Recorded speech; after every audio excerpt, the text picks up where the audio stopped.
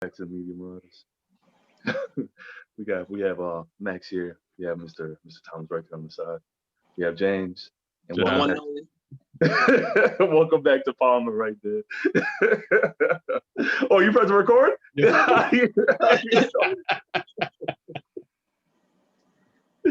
right, that was my smooth voice real quick. All right, fellas. Welcome back for the ones that came in with my sultry ass voice. Welcome back, everyone. Okay. Media Media Marauders. As you can see, we kind of have a full house. King couldn't make it, but Mr. Palmer here was able to welcome him back, graces with his viewership and his hosting abilities once again. So thank you, Palmer, for coming out with the Marauder boys. So, last week, well, we talked about blockchain, we talked about TV shows, Queen's Gambit, and we talked about Lucasfilms games collaborating with Ubisoft, right? That was our last show. Yeah. All right. As you can see, we kind of upgraded a little bit. You see my boy, Mr. Thomas over there with his mic, trying to talk us out. Welcome to my studio. You know, gotta pivot out a little bit. He's doing a little something special back there. I'm a little envious. I'm gonna need a green screen too. Fuck you. All right. But You in a sound room or what? What you in, man? You in a booth?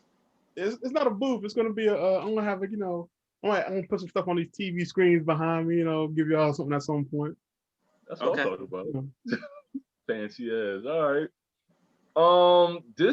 Guys, I really try hard to look for a bunch of things, and I have really nothing of importance to speak of. Just things that my nerd lifestyle has brought to the table numerous of times. So I don't have much. I don't know about y'all, but I don't have much to talk about today. So we're gonna see how this one goes.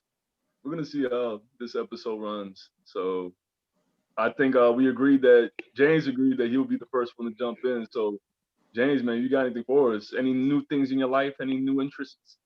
Man, about to move. That's about it. I'm glad it Okay. didn't snow near my birthday. About to shit. turn the big 33 on Monday. Damn, prairie all right. season with my boy Chris over there. You know, He's like, I found something on my computer to look at. but otherwise than that, nah, I've really been watching a lot of shows and everything. But otherwise than that, I've been focused on work and packing. So one of the shows I did finish, I guess the first part of it last week was Lupin. It was starring Omar Sy, I believe is how you pronounce his last name, S-Y. And in this show, he stars as Hussein Diop, if I pronounced that correctly. Pardon my pronunciation of it if it's wrong. But basically, starts off as it shows him as a kid reading his book with his dad that gave to him called Lupin, and he follows that book once he is separated from his dad. And the book of Lupin has like different stories about like different heists and how to do different things. And Arsene basically, or Omar Sy, follows that as his book of life, like his guide, and he basically uses it, and he comes from like being basically an orphan because he was separated from dad, going somewhere else, being separated from him. I don't want to give any spoilers, to basically becoming this person that's able to get basically anything he wants. Like he could be anybody based off just like having his book as his Bible and just keeping it to his heart and soul. But essentially it shows him like as a grown up and as he's going through his trials of life, and he's then stole so many things. That's how he made his riches. But eventually he wants to figure out what really happened on with his dad, and like, the whole history and story behind it, and find out the truth about, what happened to him and why he was separated from him and all the things that happened in the past that led to today. So essentially not to get too many spoilers, but essentially a necklace pops up and it really piques his interest. It's like, what really happened to this necklace? And it has a relation to his dad, and it has a relation to the family his dad was working for. And he's just doing this whole search, and he has a family with him and doing different heists. And you wonder what's going to happen next, or like how he's going to escape this or escape that, or what's his next new plan. He really is like a jack of all trades, in all honesty. I feel like he could fool just about anybody. his face is similar, but then it's different. So it's like a wild goose chase for him to figure out, the history and everything that happened around the mystery that happened with his dad, as well as him pulling off different heists. So, and this is on Netflix, right? Yeah, this is on Netflix. The first part of it dropped not too long ago. Yeah, I think around the end of December or beginning of January. I think it first popped up in Netflix. Yeah, this real quick. I think there was a bit of controversy, not like within the series, but just Arsène Lupin, the gentleman thief that the character in the TV show is kind of emulating. And I think it was a lot of anime heads. If you haven't heard of Lupin the Third, you're uncultured. That's what you say. You're uncultured. if you ain't cultured enough to understand some anime because you were media marauders and that's all we mainly talk about most of the time, Lupin the Third is a lot of people thought that it was going to be that this guy is the grandfather of Lupin the Third, the anime. People were thinking, why would you had to make him black? There's controversy about him because in the TV show, the Netflix series, Lupin is the guy Arsène. What's his name? Arsène in the TV show? Arsène Diop. He's black. I think. What country are they from again? I totally forgot. France. I'm going blank. France. No, France. No, they're originally his family. No, where his family. I forgot. I forgot what country, but that's something we could look up later. But there was a bit of controversy there, but it was debunked. This guy, if you watch the show, the guy's just emulating Arsène Lupin from the book. So there's no real relation between Arsène Lupin and Lupin the Third. Of this guy with Lupin the Third. So yeah, that was one thing I wanted to put up real quick since we're still, we love anime and all. That's the thing too, though. Lupin the Third is not even the same Lupin from Lupin the book. Technically, they're saying that his grandfather is Arsène Lupin. That's the mystery because they're saying Arsène Lupin or his children married into a final Japanese woman, and that's where Lupin the Third. They're saying that that's his grandfather. Arsène Lupin is his grandfather. That's how they get around. Yeah, even in the show, they don't really. They don't really confirm it or not. They don't. It's how to get around the copyrights, most likely. Yeah. And you know what? I had watched Lupin the Third when I was younger.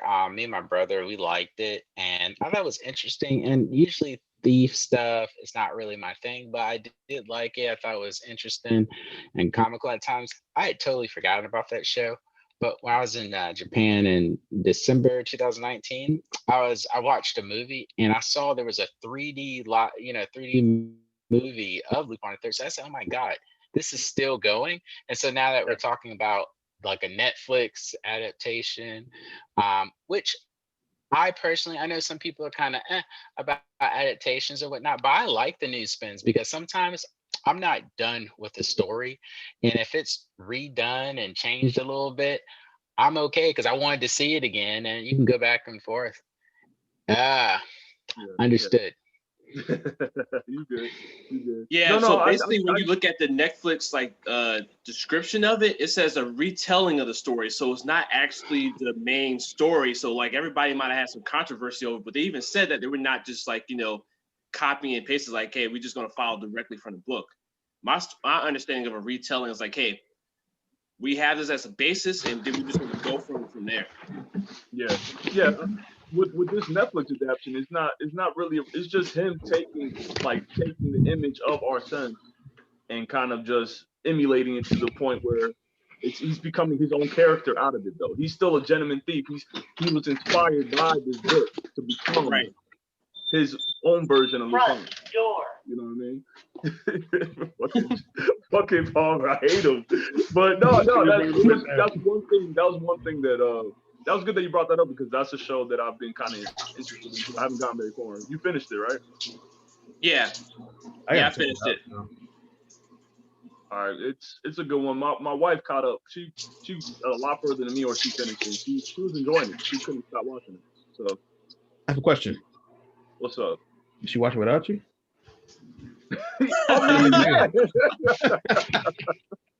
That's what we're doing nowadays. Okay. Oh, so you feel like she was cheating on you with TV shows? Like she was cheating on you, man? She cheated on me on these shows. You had to remind me. Yeah, look at I'm him. watching them like, oh, you ain't see that? And I've been watched that. You know what I'm saying? You gonna be watching the show at home when you get look at that. Oh, that's when he's so gonna get killed. Yo, Carmen, if you don't mic it, if you don't mute your damn mic. I'm trying to fix this mic. I'm trying. Hold on. You straight, bro. That's good. Does it sound better now? Yeah. Yeah, that's a lot better now. A lot better. But Yeah, good. so, What else you got, Tom? James, I thought you had something else. Yeah, I do. I have Attack on Titan season 4, the final season. I know I mentioned it before that it was coming out. Now that it's dropped. Admittedly, like, you know, if you've been following Attack on Titan, when you jump into season 4, it's not really a big spoiler. It's just like a time skip, and then it just jumps into the story from the end of season 3. And the end of season 3 is crazy. So I don't know if any of you guys haven't watched it. I understand that like some people might like it versus dislike it, but the characters really develop and grow. And as you get into season 4, you see how their demeanors have changed in the way they feel about different stuff. And mainly the main character, Aaron, when he's introduced, you're like, hold on, this who? What? What are you doing? How did you? But, you know, I don't want to give any spoilers about it, but like, it's crazy right now. Like everybody has gotten older. You see their skills have developed, and what they're doing right now is like, yo, man, we over this fight. Let's get this over. Let's take this battle to these people. And because the end of season 3 drops off where they're looking at the ocean, like, you know, man, we finally made it to the last wall. Like we finally made it to the ocean. We finally able to see this, and we were dreaming of this as kids. And after reading books and stuff like that, and, you know, after they went through all those trials, almost dying multiple times, like seeing so many people that they grew up with or was trained by being killed by Titans and being so furious about it. And then it just jumps ahead to these 4 years and giving you a little bit more backstory that you would have gotten from season 3 and adding it to season 4. And you understand the more of the backstory, like how Titans were created and who had what powers and how they're all involved. And it actually tells a lot. Like, you know, Titans just didn't just appear. Like there's a lot of backstory to how it's this whole separate island and the reason why it's a separate island. I think that's where it's. And it also has, hold on, Chris, and it also has a lot of like segregation and racism in it. And like it brings that together too. So I appreciate that, but go ahead, Thomas. You were first. I think that's what it lost me was when they started introducing the other Titans. I was like, when I was watching the show and it was a show about people just trying to survive, it had me more like interested. Then you started having like the midget Titan, whatever, dwarf Titan. What? Yeah, I thought about little people. Yeah, little person. No, I mean, if we're gonna be corrective, sure, but they have little people Titans. There's a dwarf. Isn't there a dwarf Titan? There's Titans at different sizes. And depending on what their power is, they're able to do different things. Like they have different aspects that they're utilized for. So that's why they're different size Titans. And then they could just make humans out of Titans. You don't know what the Titan's gonna look like, but usually that Titan is just a idiot per se, and they just use those as ground troops. It's like, hey, we're gonna drop you off. Go ahead, destroy them. And see, that's what it got to me. When I started getting to that, like those parts of the show, and I was like, I steadily lost the interest. So like you was missing you were waiting for the backstory, and it wasn't the backstory. Once the backstory came in, I know some parts of season 3 are part of season 2 as well. Maybe season 2 is when it started hitting the flashbacks and stuff, and I just kind of was like, yeah. So that's what.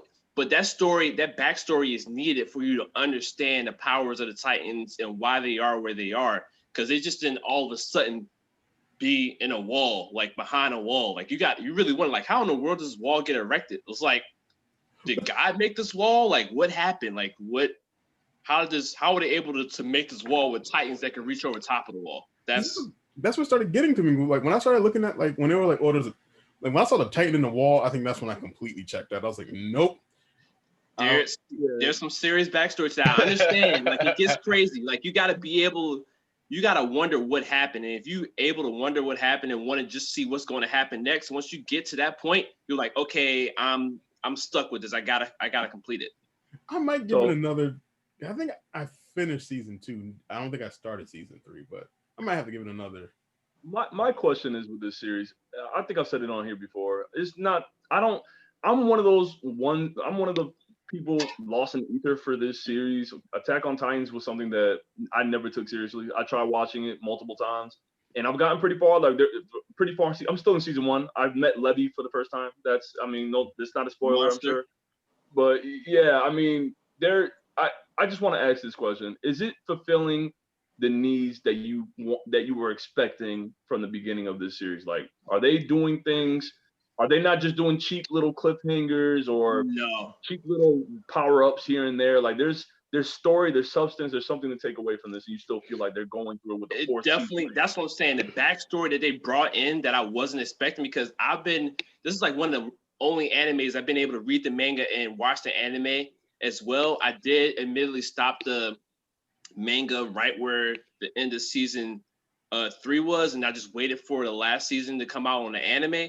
But when the manga started putting in some of the backstory and then they started showing it in the anime, it gave that substance to it. It's just like, oh, it's just an anime about Titans and humans trying to survive. No, it was way more than just like, monsters and people. That's why I started liking it. Sweet. So I think where Chris is at, I started feeling that way because there was a moment where I fell off of Attack on Titan. There was a moment where I couldn't get enough of it. And then there was a moment where I was like, because when I found out the origins of the Titans, that was so much to me because I had been waiting on it since the beginning. And when I found out, it was like, it wasn't what I wanted it to be. So I struggled to get back in it because I took a break because I said, okay, that's where they came from. And then they went to some flashbacks. And then all of a sudden there was a time skip and I slowed it down and I moved on to other stuff. And then I came back to it and it was good. Like James is saying, it was really, really good. And I think it's a very well written show. One thing I really appreciate is their representation. And there's some interesting things because a lot of the characters, they have a lot of German names. And when we're talking about different races and all that, it's interesting, who they have and who they villainize and whatnot. But I do like the way they represent us. I do like the way they represent other people. Like Mikasa is some type of Asian, and they attack so many things. When you find out really about who Aaron really is, you hate to you love this guy, but where he is at in season 4, it is questionable, and there are people who may not all be with Aaron. It might. So like I said, I don't want to spoil too much, but there's a lot of growth and a lot of changing too. I don't think if you change, you can call that character growth. Sometimes it's just I don't want to say too much, but it is worth getting back into for sure. I think it's in my top 10 for sure. Yeah, because honestly, they're mixing government and politics and everything within it. It's like, you have racism, government, and politics, war, and you have the aspect of the Titans that ties into it too, and how they segregate people and how they work together and who's fighting who. Like it ties in a whole lot of different aspects, and it also gives you the history. So it's not like, a lot of times they make a story and the story's like, yeah, this is at this period of time and this happened. Like they actually really go back into the past and tell you, because you really wonder like, hey, how did we get here? And then we figure it out. Well, I'll say, like, I remember from watching some clips, because I've seen the spoilers, and I kind of know some of the stuff y'all are trying to talk around. Part of it, I can see where it's a story of what happens when you're a child soldier, because they were child soldiers pretty much for the first 2-3 seasons. So yeah, I mean, there's this show is obviously very popular. Like, there's people that I don't expect to watch anime that watch this. Like, it's one of those shows that you if you grew up with a killer in your life or someone that wasn't that guy to watch some shit like this, and he's talking about it on Facebook, I'm like, oh shit, oh okay, right. So you about that, you love this. So it's kind of surprising the type of people you find that really enjoy this anime. So, and I'm surprised I don't like it because I usually like the apocalypse shit. So and I'm not the biggest fan of shonen, but it's just this one is just it's not getting me. I don't know You why. hate it? What I season don't you say hate you it. stopped in? What season you say you stopped in? You said what? What season did you stop in again? I'm still on season 1. See, man, so much happens, man. So much I'm happens. And sorry, I understand guys. where you at, like, cause I didn't know if it was going to be that popular. Now I heard about it coming out, possibly, but I stayed looking for new anime, and I just started watching. I wasn't even there for the hype. It just captured me itself by based off like what's happening and We're the not struggles gonna of kids. we ain't gonna make this an Attack on Titan on channel. I know that. That's not gonna happen. No, I'm gonna watch it just so we can. It should be a I'm not. I do want to bring up because Attack on Titans. I want to bring up one other anime that is crazy that probably falls into the category of people that don't even watch anime probably are watching it, and it's Promise Neverland, and that's dealing with kids as well. I had no idea what's going on with animes that start off with kids, but they have some really dark backstories that come with them. And season 2 of Promise Neverland dropped, and I'm trying not to get too many spoilers, but the season really took a turn for what these kids are trying to do, who they're trying to meet, who they interact with, who are potentially their friends. It's very unexpected. So, if you watch season 1, you understand that there's humans and then there's demons.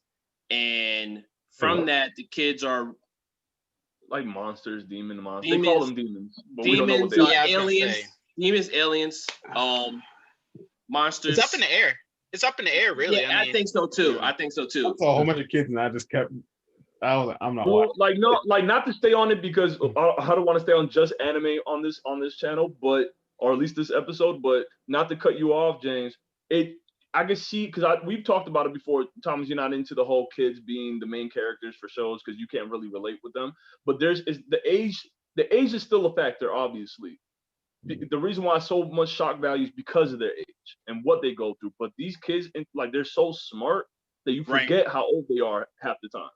Yeah, because they're trained from when they're young to be as smart as they can, just so their brain could be that much better.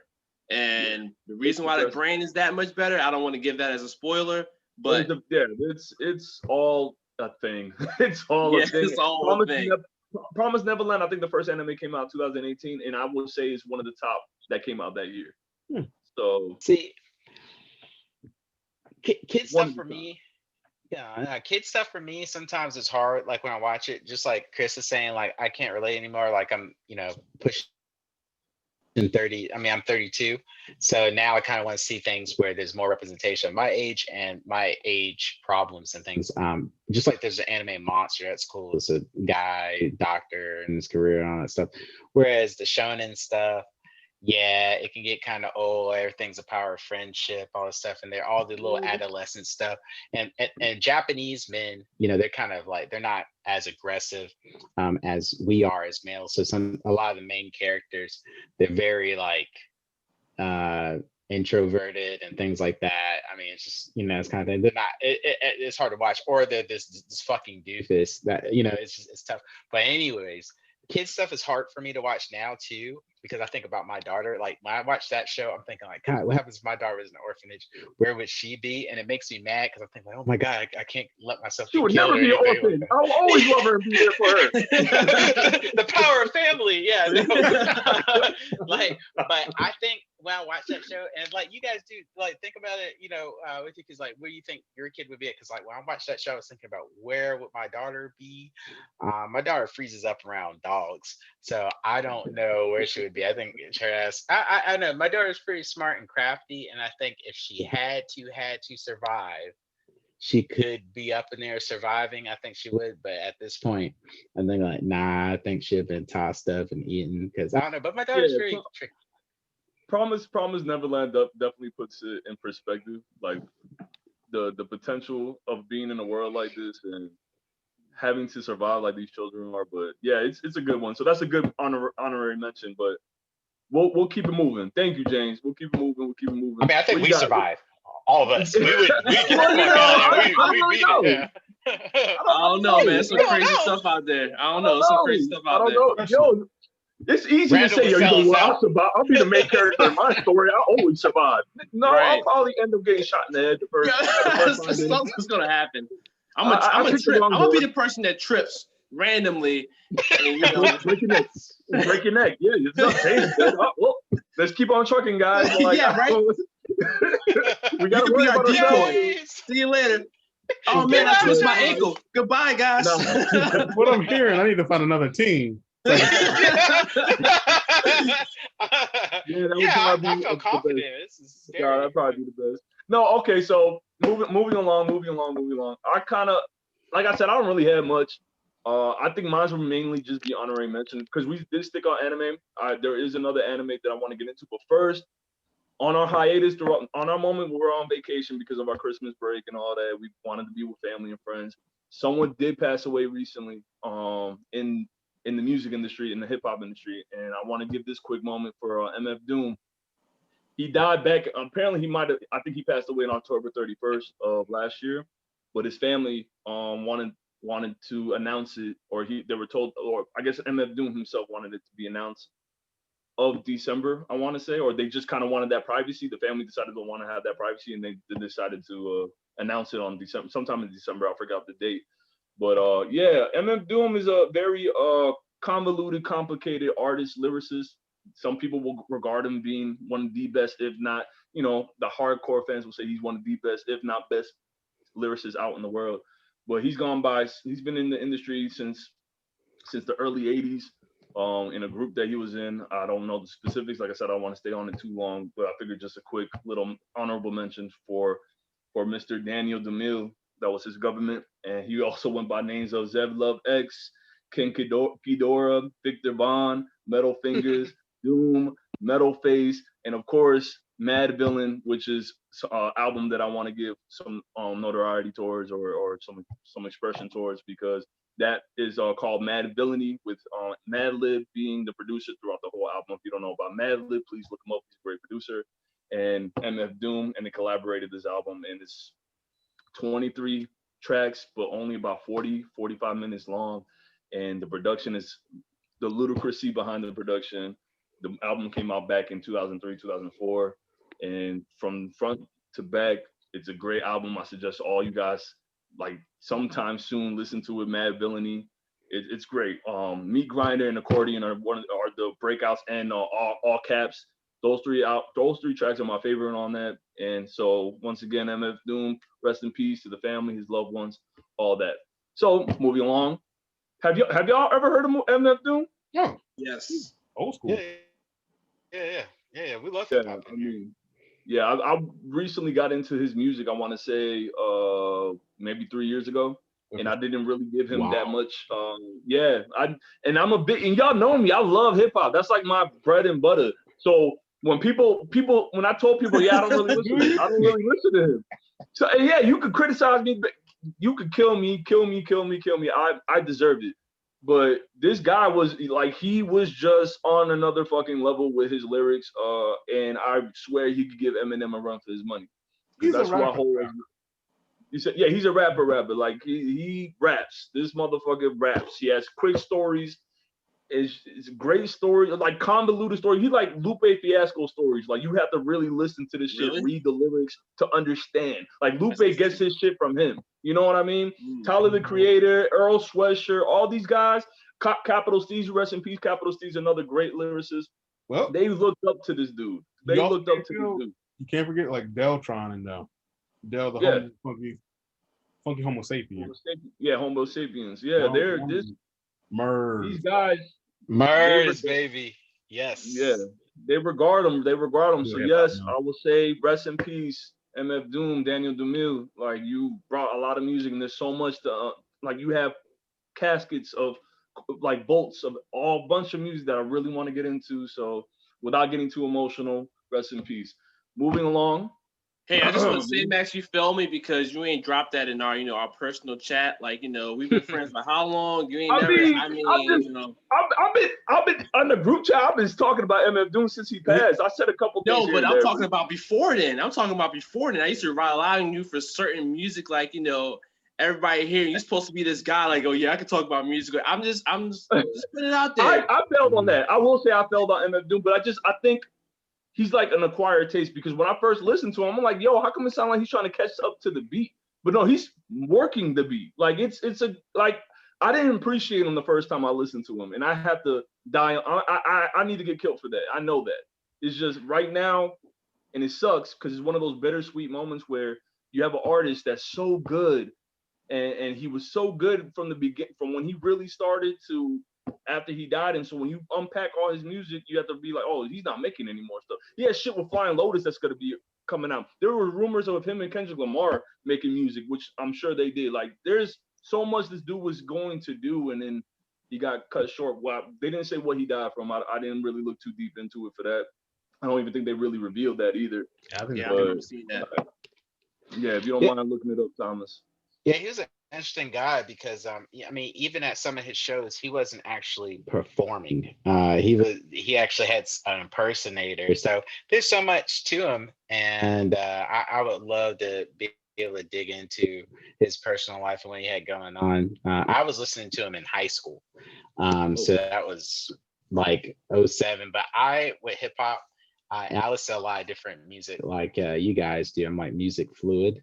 But I have to be in a mood for that because a lot of the beats and stuff, like like I said, like when I listen to music, like if I'm running, I might put it on random. If I'm lifting, I got hip hop going on. It depends. Like if I'm lifting something crazy, I might switch over to some metal and stuff. MF Doom feels like I want to listen to a story kind of thing, and that's the thing. How much and how often am I in a mood for that? Yeah. And that wasn't a lot. So I can see how you skip them. Yeah. No. I feel like that's how it kind of happened for me as well. Yeah, I respect that. I can understand that. But all right, and yeah. So once again, rest in peace. MF Doom is a damn shame. Real damn shame. So I'm gonna move on to the next one. It's another anime, and I swear we're gonna be right back because we ran out a little bit of time. But give us a quick commercial break, and we'll get right back into it.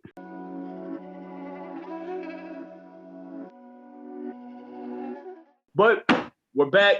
Media Marauders came back from a commercial break. I'm gonna end it with this last one. I promise, audience, viewers, subscribers, all y'all, please hold off. This is my last one, and then we're gonna move it along.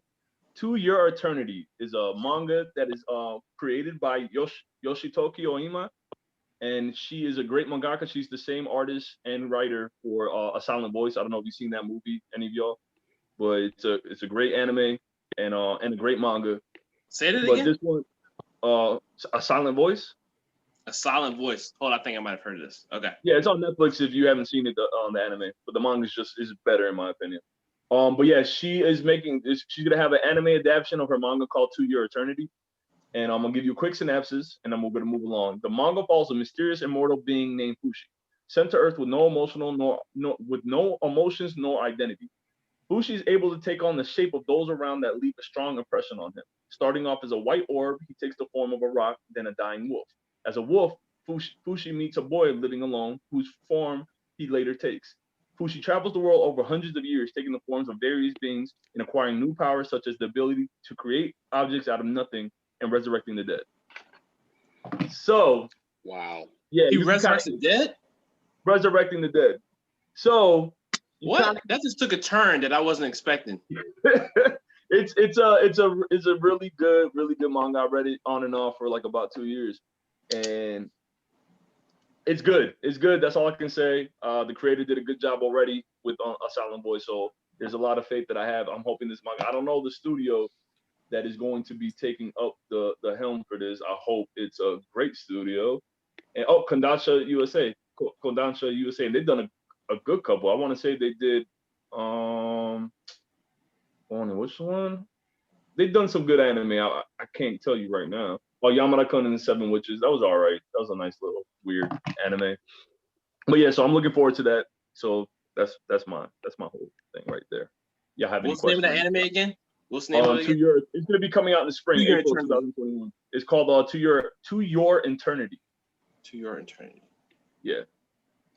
It's gonna, so look out for that one's coming out this April, this spring into 2021. So all right, moving along. We'll go ahead with Mr. Thomas. What you got for us? Man, I'll tell you, past few days been a lot of drugs. No, I'm joking. But Edit that out, please. I've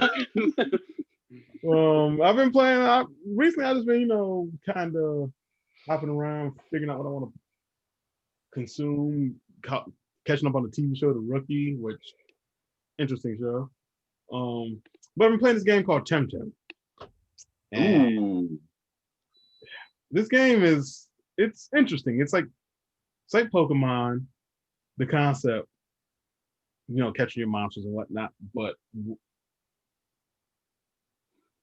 it's different. It's different. Like it's a massive MMO, so the whole time you're playing, you see other people running in your screen and whatnot. The game starts off with like, hey, here's your first Tem Tem, here's your second Tem Tem. Now get out there and enjoy the world.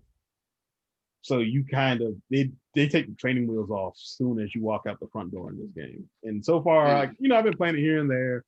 And I was playing Cyberpunk, and I was like, let me hop on this some more, play a little more Cyberpunk. Now I'm definitely like going deep into it.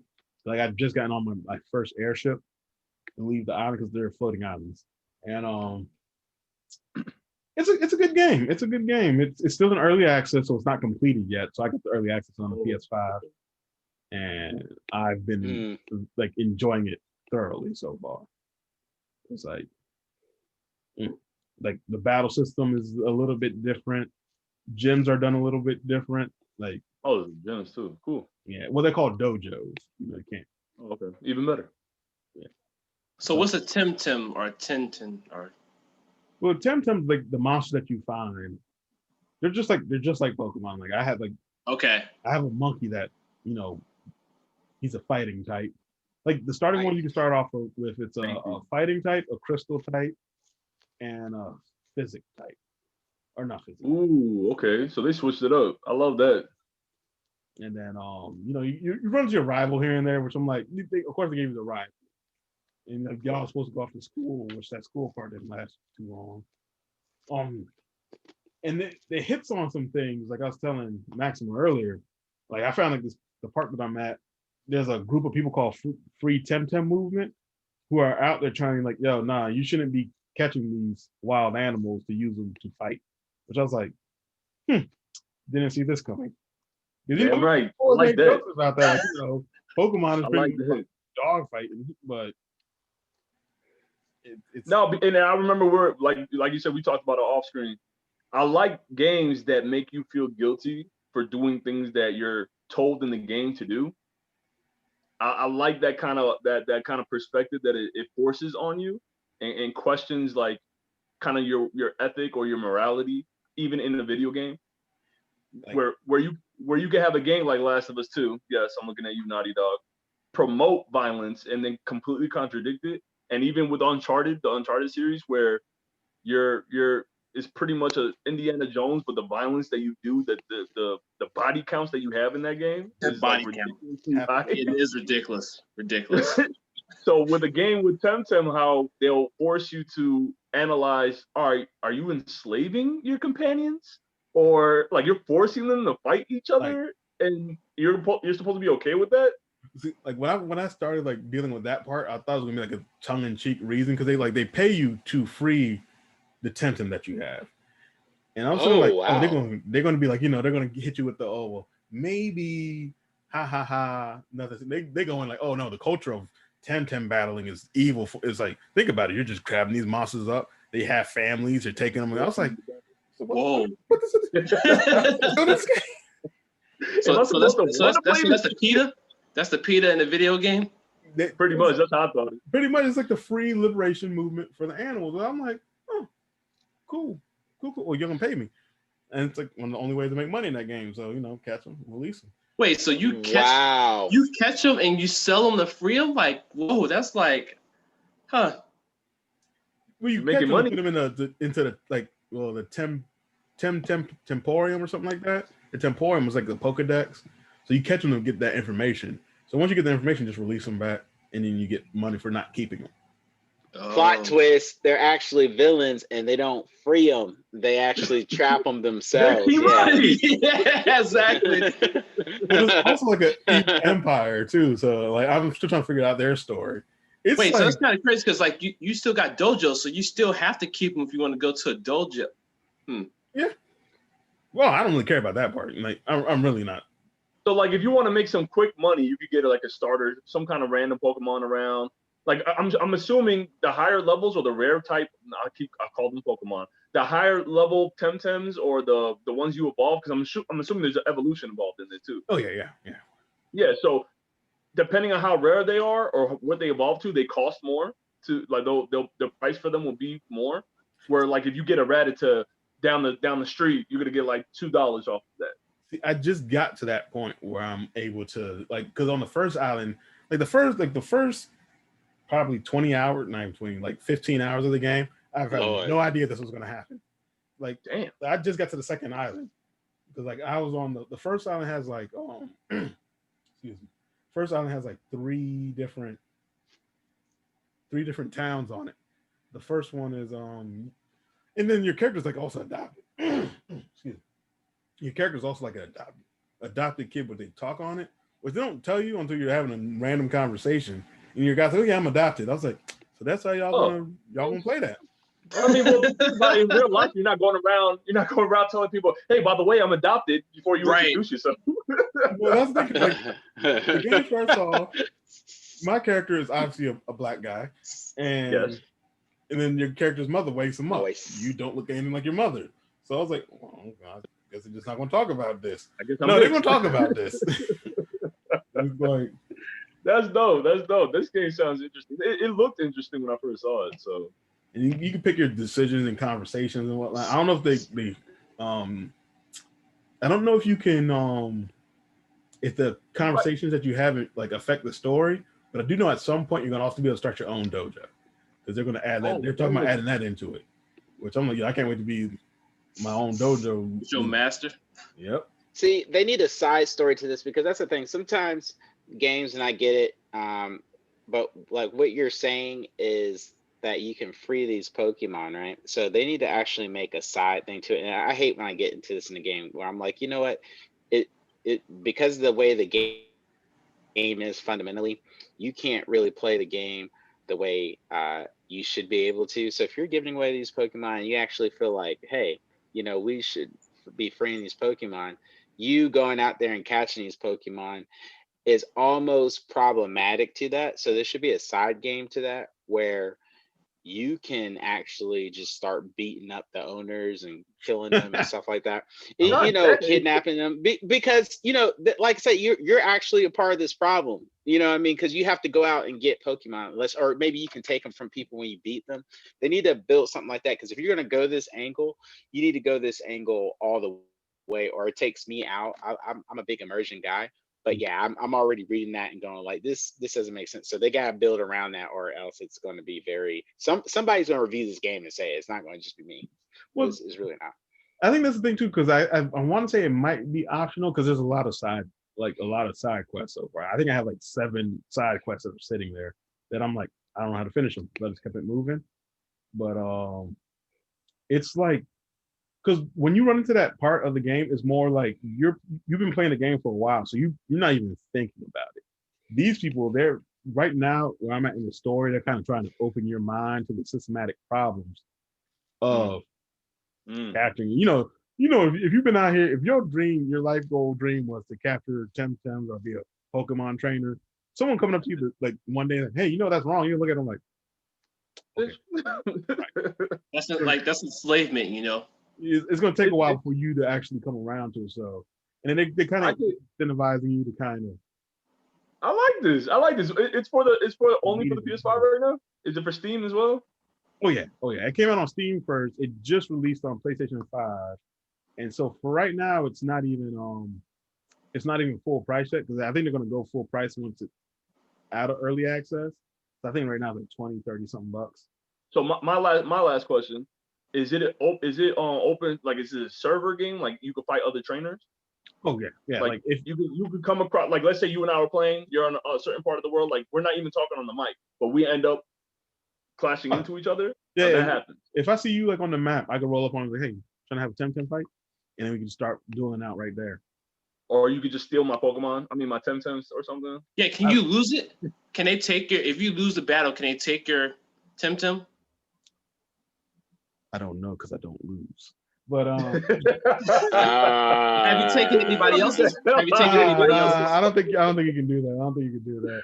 They need that kind of high stakes stuff. Like they need that. I don't care if they put in Pokemon, like wager your Pokemon. That shit would be crazy. People would be fucking pissed. I don't think. See, that's why I don't think Pokemon. Would, but I think a game like this could get away with it because Pokemon is like they want to be friendly and all that. Yeah.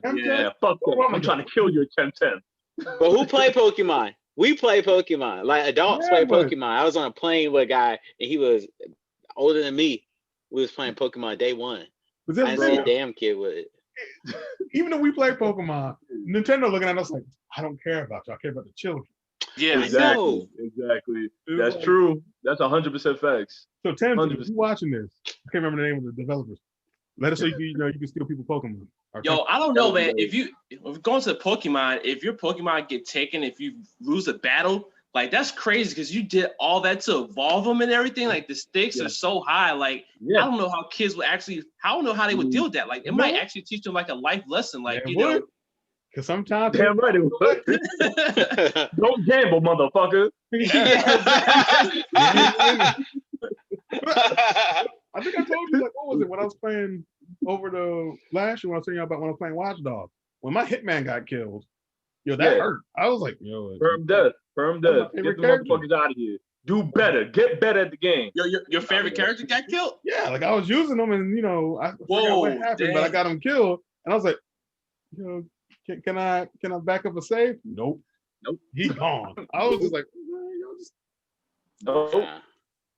No, but yeah, Tem Tem was dope, man. That was a game that stood out. I think it came out around the end of last year, right? Yeah, it came out on PlayStation 5 end of last year. It's been in early development on Steam and I think Steam, maybe Epic, since March, maybe. All right. They did just get around. All right, then. I can't wait to get my fire ones. Once I get my fire Tem Tem, that's it. That's always been my favorite type of Pokemon. But all right, so we'll keep it moving. All right, we'll end it with Mr. Palmer. What you got for us? Just trying to keep it short and sweet, baby. This is already like a 2-hour damn episode. Hey, well, you know what? I've recently been late to watching Power, but I am on season 3 right now, and I know that there's a new season which that has prompted me to watch it. And this show's really well written. At first, I stayed away from it. It felt a little bit more like blaxploitation to me. But I had not watched it yet. There was a couple of shows that I watched where I was really interested in it, like Empire, The Wire, and things like that. So I was having high expectations, but at the same time, I didn't know how well it was going to be catered or written. Especially after Black Panther, I started getting a bad taste in my mouth for shows like this. But this is freaking amazing. I think it's well written. The woman who really wrote this whole story, I would love to see her other works too. I'm really glad 50 Cent got behind this and produced it. I know I'm really, really late, but I want to encourage everybody to watch and finish this. The character development is amazing. You're able to fall in love with characters, but also hate them at the same time. I can't find one character that I just like legitimately because there's so much shit going on. But some characters I hated have freaking died. So without giving any spoilers, I'm glad. But I hate to see some characters fall off. I hate to see some relationships go R.I.P. There's a lot of selfishness in this show, and I think that a lot of people have the selfishness in their own personal lives. Sounds like humans, right? Yeah, and of course, within what they're doing, they're drug dealers. So you're gonna find the most grimiest, dirty, vile piece of shit. Hey, so, not all drug dealers. I mean, And they're not all drug dealers either. Yeah, because we no, got you're right. You're right. yeah, There's some head families type shit, like gangs against other gangs or law families. enforcement in bad Yeah, spots. definitely, Yes. definitely. You are correct. And if you like that, I would suggest watching Snowfall. I mentioned that on our show a couple times. If you like Power, you'll love Snowfall. I think Snowfall is 10 times better than Power. Yeah, I'm about to watch Whoa! I'll stand on that I've never ledge watched proudly. Power, so I I'm sure can't. plenty of other people will be right there beside me. I feel like I am where Palmer is at. Is like, I started watching Power, and like I was on and off because of the hype and everything like that. And I was watching other shows already, so I didn't jump into it. And I've seen some things like, oh, this is good. And then I got to the last season, here and there, like, see, I've been all over the place with Power. So, then I heard about Snowfall when Max had mentioned it, and then somebody else had told me like, hey, look, yo, I'm so excited for this next season that's about to come out. And I'm just like, you know what? Snowfall's not done yet. I'm gonna go ahead and hop on Snowfall. So I'm about to start that up, and I think next week I'm gonna give my initial review on that. Bro, I'm telling y'all, you would not be disappointed with it. This is not hype. There's no cap, none of that. I'm telling you, this is one of the best shows. And I was never a fan of drug shit, but until I got into like The Wire and Power and shit like that. And Snowfall is solidified as one of the best when it comes to that type of environment, that type of politics, that street life style type of stuff. Like, it's hands down, it's great. It's great. It's a great show. What else is really good about drugs though? You said that, so you seen Walter White, right? Like you seen Breaking Bad. I'm getting into right? Bad, and I'm also getting into Breaking Bad, and that's also getting really good right now. I'm on season 2. I'm in the middle of season 2. I come back to it every so often.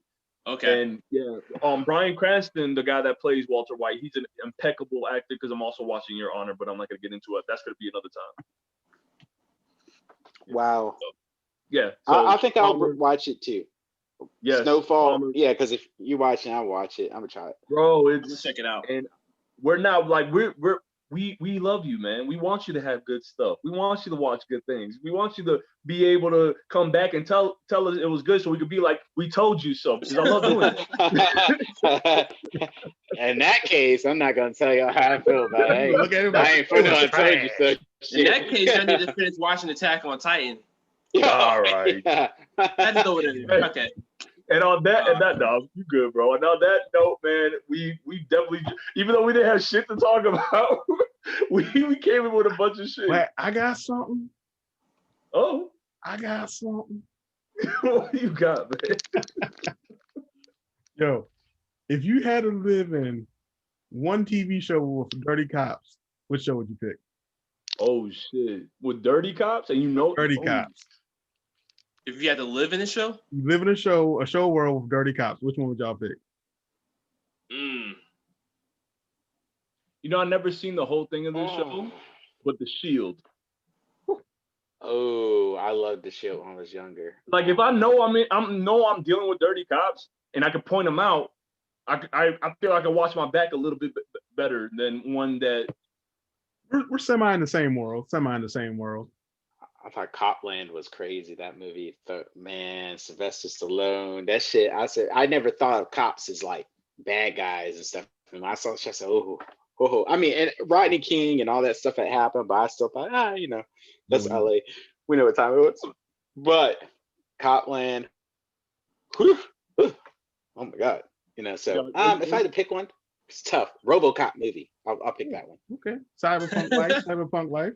Okay. What about you, James? I don't have one. I don't know which one I would want to be in. No, See, for me, Sons of Anarchy. Same world as The Shield. Yo, Sons of Anarchy. But the police aren't that bad. They corrupt. The police aren't that bad. They aren't that bad in Sons of Anarchy. We got the good side of The Shield. Max be dealing with the, what Mackie? The dirty motherfuckers. I never seen the whole thing of it. I've seen bits and pieces growing up, but just what I did see at 17 years old, I was like, yo, this is horrible. These are really grimy people, like really, really fucked up people that have a badge. So I don't know. We should do a ranking of drug shows at some point. That's like Sons of Anarchy had drugs and guns, right? Yep. Yeah. I would definitely love to do a rank system. Maybe I might do it on Twitter for the ones that want to know about the best albums that came out in 2020, because I feel like we've been really misrepresenting music on this channel, and that's one of the things that I really like to get into. Like, it's, at least with hip hop, and like I said, my bread and butter. So that's something I might do soon on Twitter for the ones that have been waiting for it. Okay. Anyway. But nah, all right, we're gonna call it. This one kind of dragged on, but it was kind of fun. We gotta all say some shit, so it was fun. Once again, Palmer, thanks for showing up, man. Our part-time host right over there. Part-time host, thank you, man. Thank you. No, with my stand in the background. All jokes aside, people gonna hate you for that background. But all jokes aside, thank you guys for coming. Thanks for the subscribers, the listeners, the fans, the ones that keep coming back. Thank you so much. I see the views, I see the comments. I try commenting back every time I see something. So we always got love for the ones that go out of their way, out of the times, out of the day, to just give us some love, give us some praise, or just give us some criticism. So once again, thank you. All right, and this is Max, Thomas, James, Palmer, Media Marauders. Click like and subscribe. Don't forget that bell on the side for all Media Marauders content. Everything you need to know. Check us on Twitter or other stuff that we have. You can type in Media Marauders and you'll see us. So thank you. Y'all have a safe night. Y'all take it easy. Peace out.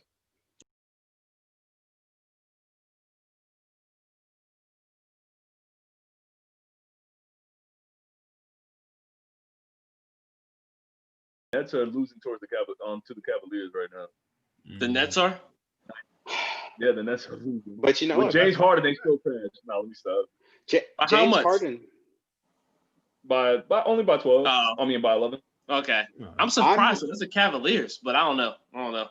I'm not a James Harden fan, to be honest. He's a KD volume all day guy. though. No matter people talk trash, but KD's this athletic monster. So that's my dude, man. That's my favorite NBA player. I don't care what nobody says. Y'all can hate. Yo, they've been talking trash about Steph Curry, and he's been burning people, man. Like, oh my goodness. Those step back shots and his threes right in your face. He was injured for a while, man. It's good to see him back.